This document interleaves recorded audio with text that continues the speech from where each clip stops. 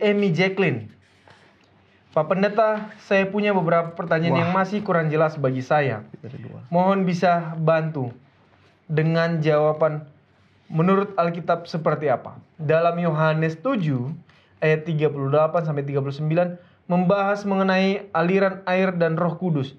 Apakah bisa Roh Kudus dilambangkan juga sebagai air? Kita baca dalam kitab Yohanes. Terima kasih.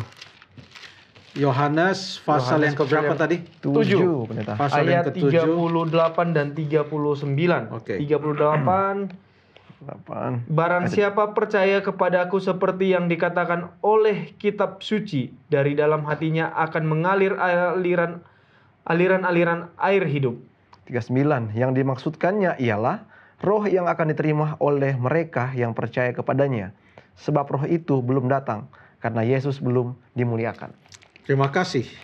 Ayat ini sangat jelas bahwa Roh Kudus itu juga dilambangkan oleh air. Karena Roh Kudus itu menyucikan, air itu membersihkan, maka Roh Kudus itu juga digambarkan sebagai air. Dalam Kisah Rasul pasal yang kedua, Roh Kudus digambarkan sebagai api. Itu ada contohnya. Kita baca lagi ayat ini, kita lihat siapa yang katakan hal ini. Baca ayat yang ke-37.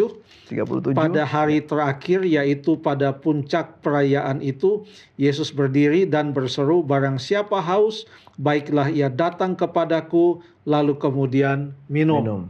Pada saat apa itu? Pada waktu hari raya Pondok Daun. Itu di pasal yang ke-7 tentang hari raya Pondok Daun. Dan pada suatu saat tertentu, pada hari raya Pondok Daun itu, maka ada suatu upacara yang menggunakan air.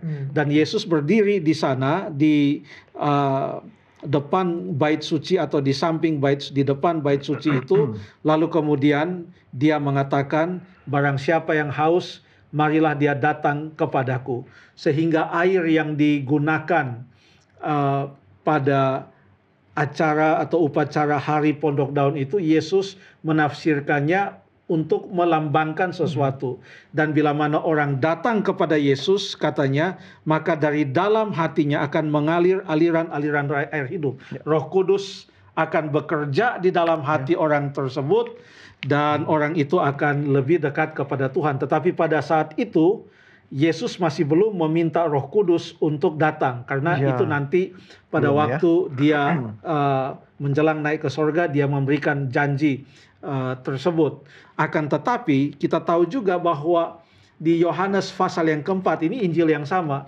Yohanes pasal yang keempat, pada waktu Tuhan Yesus bertemu dengan perempuan Samaria itu, Yesus katakan, berikanlah kepadaku air supaya aku minum sebab aku haus. Dalam percakapan mereka, akhirnya dia katakan, akulah air hidup itu.